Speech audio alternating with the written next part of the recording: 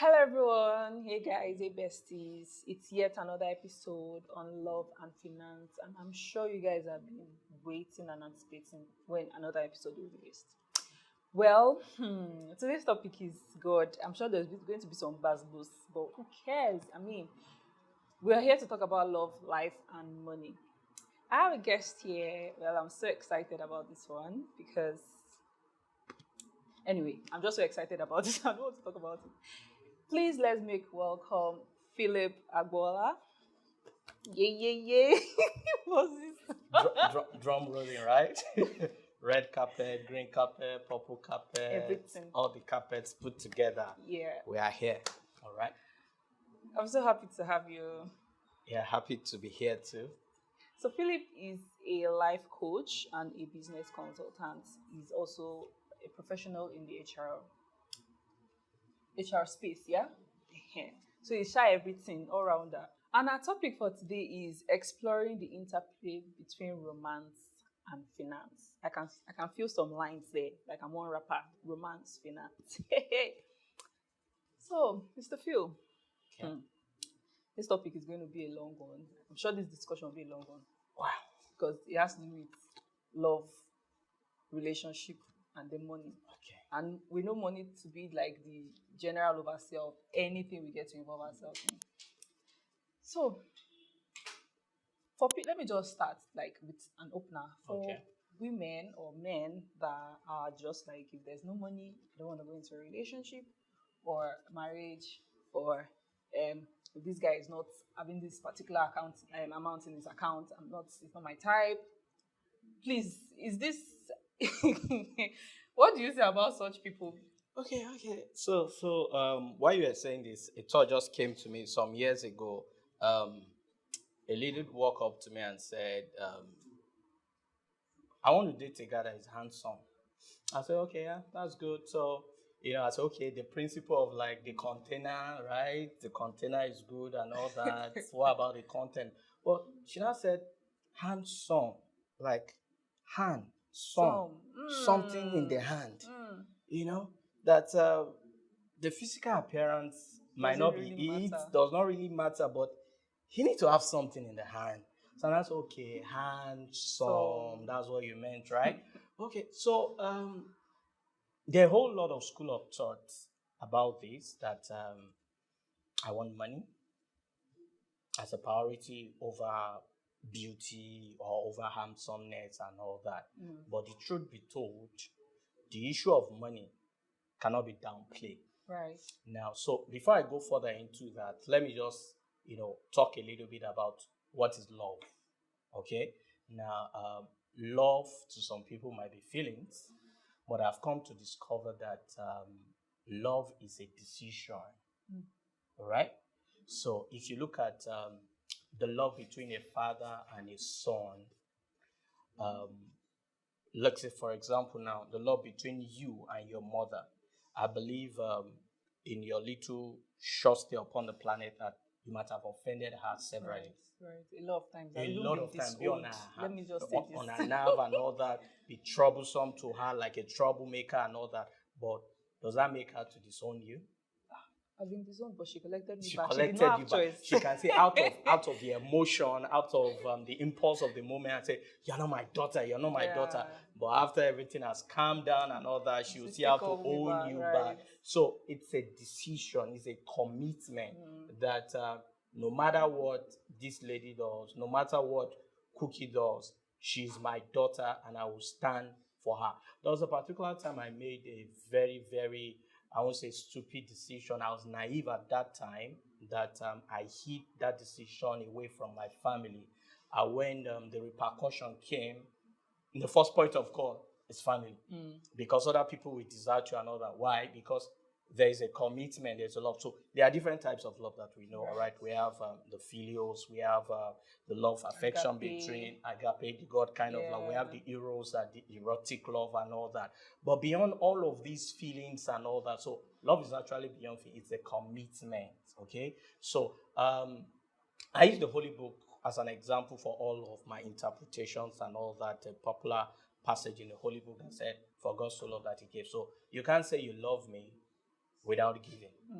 So love prompts giving. All right. So if you say, okay, let's go to a boy meets girl. If I say, okay, I love cookie.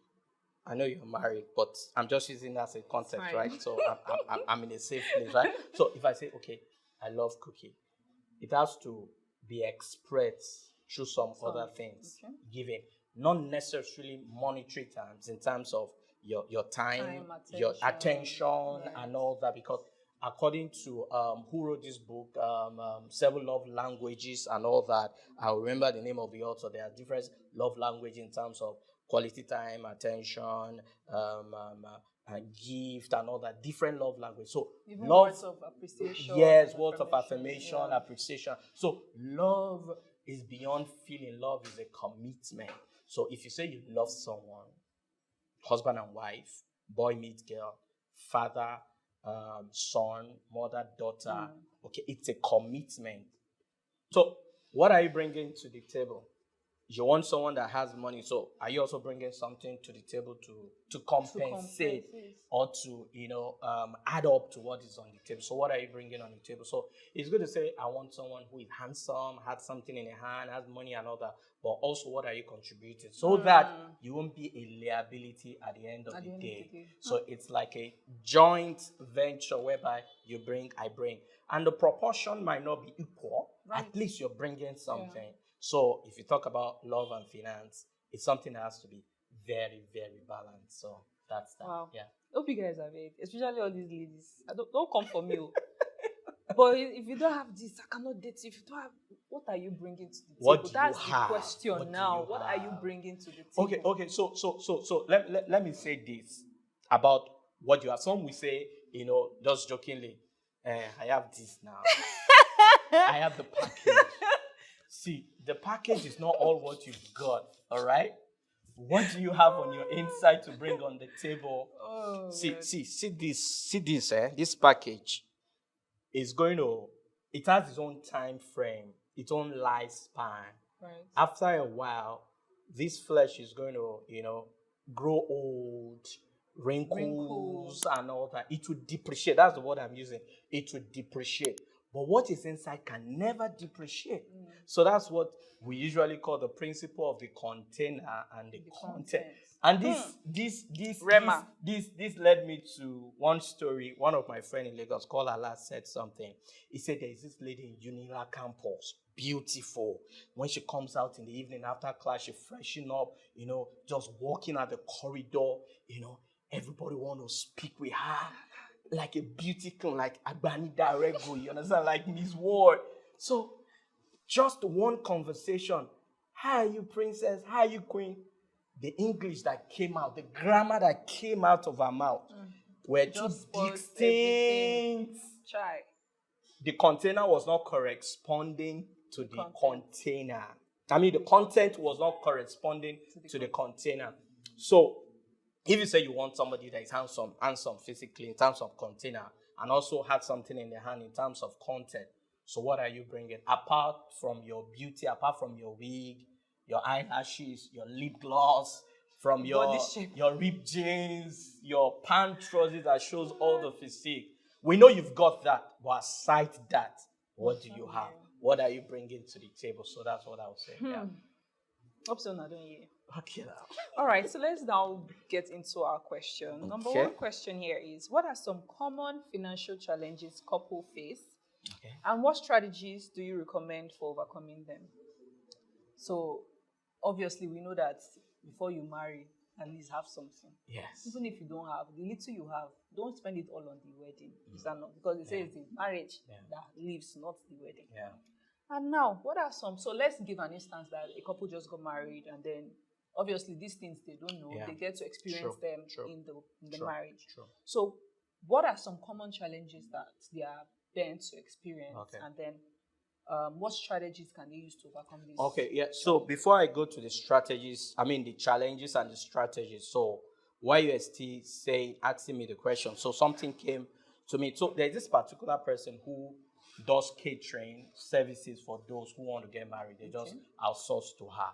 So she came up with a principle that whatever thing she cooked for the wedding, if there are excess, she keeps it. and give it to the groom. Okay. So if she has like 10 bag of rice or 5 bag of rice, Okay, and so she it's not uses the like cooked 3, one. all Okay, right? okay. So the Yeah. raw food stuff and Yeah, all yeah, that, yeah. or the fried meat Oh, and yeah. all that, she keep Keeps that it. like They it's should part use of it her to own start business their life. strategy and donate it to the couple, Right. to their home, so that in the next few weeks They have they can have something. Because in the next few weeks, a whole lot of them might have gone into debt that they don't know what to eat. You feed hundreds and thousands of people, and before you know, there's nothing in your kitchen for you to cook for people, which is a good strategy. Okay, so I just said that by the wayside. So one of the challenges that I found out that most couples face, either newlywed or couples, in terms of spending habits. Money, yeah. Let's say, for example, now we got married newly, and you're an impulse buyer. You move into ShopRite, you want to buy everything, or you're on the traffic, you want to buy everything, and all that impulse buying. And the other guy is not.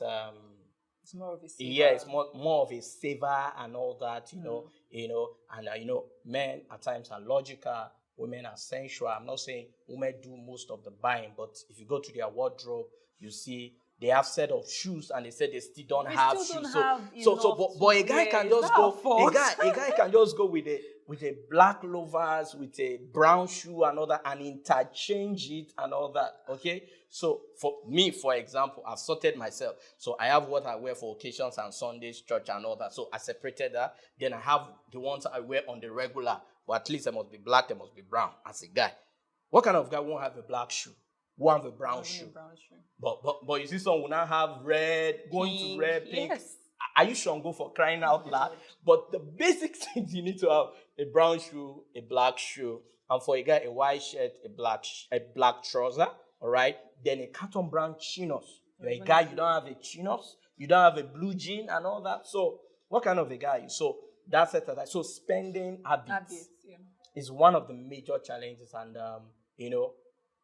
and the strategy is open discussion. And not take it up on her or take it up on that. Why are you spending so lavishly and all that? But choose the right timing. Be emotional. See, emotional intelligence plays even in home, in workplace, everywhere. Have emotional intelligence. Understudy your spouse, your partner. Know what they like, know what they don't like. And the timing to discuss is very, very important. Yeah. Not after a heated argument, not after a stressful day. In a relaxed and don't tend to use the word I. You can just come up with like a phrase and say, sweetheart, it's a relaxed, tense atmosphere. Relaxed, not tense atmosphere and all that. I think if we go on buying like this, we might not be able to, sustain, what we are aiming at, our dreams and all that. Not say, if you go on like this, you are going to ruin us. So the choice of words also, the tone of word, the choice of vocabulary you use and all that is also paramount. Then also, income, differences in income, in the sense that maybe the woman earns more, you understand, but there has to be something on the table. It might not be okay, you bring half of your salary and all that. You can do it in percentage. Okay, if I earn, let's say 1 million, and what we're bringing to the joint account to food some other things might just be okay. Let's say 10% of our income, 15% of our income. So if I earn 1 million and you earn 5 million, you understand? You can do it on percentage, not say, okay, you bring half of your salary and all that. So it's an open-ended conversation whereby you need to discuss. See, the sexiest thing to do in a relationship, all right, for couples, the sexiest thing to do is communication. As a matter of fact, communication is even deeper than sex. It's communication that leads to sex. And there's communication in sex and communication after sex. Okay? So let's go in. Let's not go in. Okay, no. You are trying to understand that. Okay. So communication is deep. See, the most three powerful things in the world is money, sex, and power. Okay? So for I don't know, maybe I should say, for a prostitute to follow you home, you have to communicate. Right. Or even negotiate, right? So for you to marry somebody, you have to communicate. So communication cuts across everything. So the sexiest thing, or the deepest thing, let me use that word, the deepest thing to engage in a relationship in the married context is communication. Even outside of married context, is communication. All right. So you need to have open discussion about money, about spending, about salary, what you're bringing to the table. Don't assume, don't leave things, without having a closure to certain matters. All right. Okay. You are not cool about the way she spent, or you are not cool about the way, a whole lot of things are going and all that. Talk about it, but the timing also is very key on how to talk about it. So we talk about differences in income, we talk about spending habit, we talk about financial. I call it financial infidelity. Financial infidelity in the sense that you hide your financial transaction. So I know of a guy. It's a good friend of mine who the wife, they got separated. So sad, so sad, so sad. The marriage didn't last up to like 2-3 years. Why? Because the wife was hiding a salary.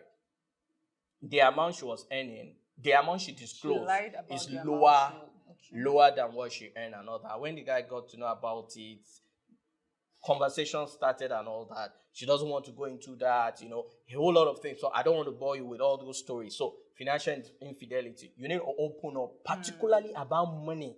Money is so key. Open up, talk about money. Who are the people you owe debt?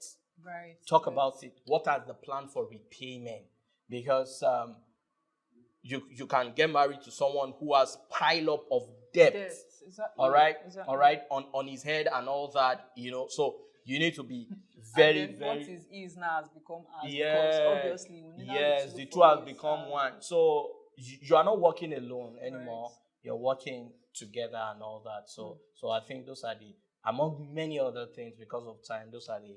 Right. Speaking about this financial infidelity, I also read a thread, was it on Twitter, where the woman came up and was like, so the husband, according to him, it was a surprise to the wife. Yeah.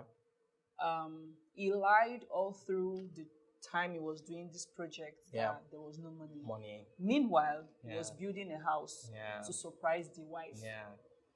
No, she got mad because you were lying that there was no money. And then trying to eat and all that was so difficult. All because you wanted to build to surprise me with the house. Yeah. So what do you, in this situation now? What I don't because I mean she's so mad that he lied, but this is the same person that was also trying to like get her a surprise. But there was just... This is similar to what I encountered some years ago. A guy walked up to me and said, "Sir, I need your help." I said, "Why?" "Let me talk to my lady." I say, "Talk to your lady." "I don't know your lady and I barely know you. What happened?" The guy downloaded everything. "Okay, so I lied that they've not paid me for the past 9 months. This 7 or 9 months. And this lady has been footing all of my bills. And even when I'm sick, this lady come cook and all that. But whereas they've been paying me. And so what have you been doing with the money?" He said, "I'm saving for a car." "Okay, so you're saving for a car. So why can't you tell her that you're saving for a car?" "I don't want to tell her because she has a car, she has a good job, she has everything." So I said, so you are comparing. Like one of my mentors said, when you're trying to compare yourself with something, that's when disaster will start. Okay, a lady who loves you for who you are, you don't have a car, you then end up to her, and she accepts you like that. Why can't you be open? It would be a great joy to hear that you're trying to. And if why can't you be open? So the lady discovered. The lady discovered, and to cut the long story short, I had to put a call to the lady because the guy was just like inundating me. Okay, let me hear this side of the lady. And the lady said, "Sir, do you know this guy? I gave everything. I cook. Even when I was sick, this guy cannot buy anything. He will use my card. Several things." So I said, "Okay, what's your decision?" I said, "That's our decision." So I told the guy, "This is the decision. I don't override people's will. Right. But in the first place, you messed up. You need to have an honest." So I tell people, have an honest conversation with your partner. Don't hide anything. All right. You're a partner already. You're married already and all that. So don't hide anything. All right. So in the Holy Book, Adam was naked, but not ashamed. So you can be naked in the front of your partner and not be ashamed. Talk about anything and all that. All right. That builds trust and confidence in that relationship. Then you have a plan on how to move out, to go about it, to move out, from that mess you dip yourself into. Yeah. Thank you. That's a good one. Yep. All right. Our next question is: how do you strike a balance between enjoying romantic experiences and being mindful of your financial goals? Now, this one, I'll still give maybe an example. People in a relationship or they're already married. You have like a goal. Okay. So maybe say 500K this year. That's one the of couple. the part. Okay. No, okay. let's just say everybody, everybody, right? But then you have like a wife or the husband that is frivolous when it comes to spending, or you just want to enjoy every romantic experience. So it's Valentine, I need a Valentine gift. Oh, it's Friday, let's hang out, let's go out. Like, how do you balance this? So I think I should leave you to answer that. Okay, so you're talking about experiences over expenses, right? Experiences yes, over expenses. Okay, so now, in as much that experience is key, you need to have pleasurable and memorable experience. But there are some experiences that doesn't cost so much. So if you as a family have a goal to achieve so thing at a particular period of time, all right, all you just have to do is make your partner see reasons why you guys should, cut your coat according to your size. So you can have memorable experiences that are not too expensive. So your dream might be, okay, I want to travel to Florida. I want to go to the Bahamas, the beach at the Bahamas, to have romantic experiences and all that. But you can recreate that also in your room. For now, all right? You can recreate that also in your room. It's not good to go to expensive restaurants to have memories, have experiences and all that. You will get there. But you can plan towards that, but not something often on the recurrent, in the sense that you spend huge amounts of your saving on Friday night, every Friday night. You can say, okay, once a month, twice a month, once in a quarter. Okay, for every other Friday, let's just go to the roadside lounge. Let's go to the roadside, eat suya, roasted corn and all that with butter, and all that, Then you can now plan after like a month, 2 months, you take yourself out to very exotic restaurants and all that. Okay. So there is this stuff I try to compensate myself once a while. All right. So I can just take myself to, I don't want to mention the name of high profile hotels so that I won't be marketing for them, right? Take them, go to the poolside, order for suya, a bottle of water, cross my leg, enjoy the views and all that. That's part of the experience. You don't have to order for something that is so expensive, okay? You will get there, but gradually, all right? Gradually. Start from your living room to the streets, to the neighborhood, to town, from town, outside of town, West Africa, from Africa, and all that. Just create memories for yourself and all that. You don't have to break the bank for you to have good memories, all right? But all this also boils towards conversation, communication. Still. You guys have an agreed agenda and all that. But please and please, take yourself out, all right? Experience is good. As a matter of fact, prioritize experience over expenses. All right? But on the other hand, too, let your expenses be measurable to your level and all that. Yes. This has given me you pay for consultancy. That's fine. Yeah. Okay.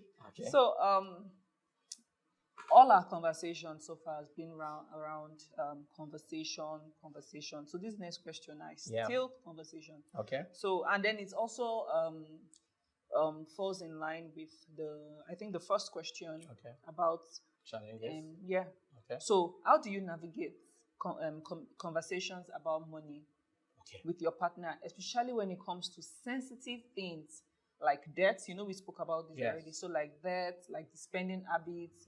How do you have this conversation? I think you've even answered it because you said communication matters, the tone of voice, the timing. So the issue of money, like I said, the most powerful forces upon the planet are money, sex, and power. Right. Okay, so if you have money, you go around the world, right? And check all of these adverts. If it's not appealing sexually, people don't play or watch. Most of the reels and all that get high traffic are people that has sexual connotation or something that, so that talks about the power of sex, all right? Money also very powerful than power and all that. So, but that sex, money will also grant you power, right? All right? So, issue about money in marriage, it's a critical, as a matter of fact, I want to say it's a spiritual thing. I would say, but it's a critical thing in the sense that either you don't talk about it now, you meet it in the future. Right. If you talk about it now, you meet it in the future. So it's better to just talk about it early. So what are your financial goals? What do you want to achieve? We have personal dreams, personal ambition, but we as a family, what do we want to achieve? Okay, so we are starting a journey now. Okay, so are you going to be in the career path for like 10 years, 15 years, 20 years? Then at the end of the day, you understand, you resign into your own or you venture into business. So all of these thoughts are what you need to discuss. So how do we do our monthly expenses, financial planning, what are your expenses, that recurrent expenses every month and all that. So where are they coming from? What are our streams of income and all that? So all of these things need to be ironed out. And you mentioned about debt. Okay, all right. Because that's like it's a big one. You need to open up and all that so that you can trash it, be on the table. So it's like you're in the boardroom right now and you're plotting the next 5, 2, 3, 7, 10 years of your life together. So that one will now help you to develop like your long-term goals, financial goals, short-term. Then you break it down to achievable daily activities, your daily routine. It will impact where you go, what you buy, all right? So there are some certain things you can't afford now, not because you don't want to, but because you have a plan for the future together. So if you carry each other along, it will inform your daily activities then, both of you. So, but don't make any financial decision outside of each other. It has to be something joined together, both of you. You want to buy something without, unless the person wants to be saying Debbie, pam, pam, pam, pam, pam, pam, and then you pam, come pam. home and say, I saw this light. Are you the only one? I just saw something. No, impulse buying. No. If you want to buy anything, call, agree. Okay, can we delay gratification? We'll get it maybe at our next pay or in 2 months, another. Can we delay? Or should we buy it now? Then we delay some other things.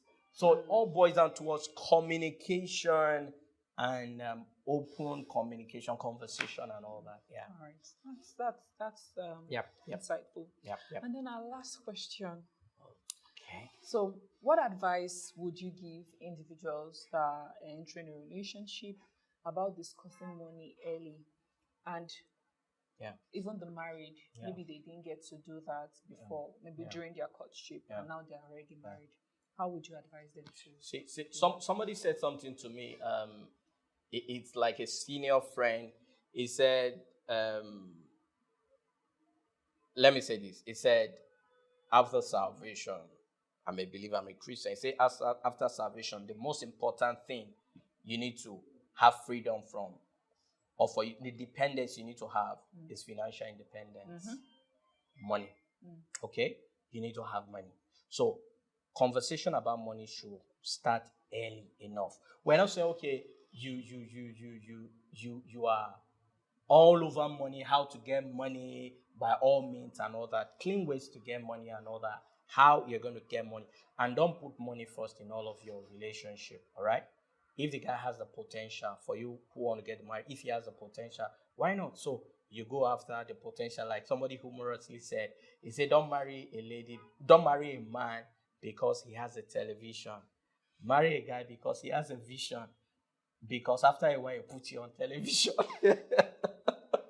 I don't marry a man because he has a television. Marry a guy because he has a vision. And After a soon while, put he'll you on put you on TV. television and all that. Okay, you become a global news and all that. In as much as money is important, but you grow into it over time.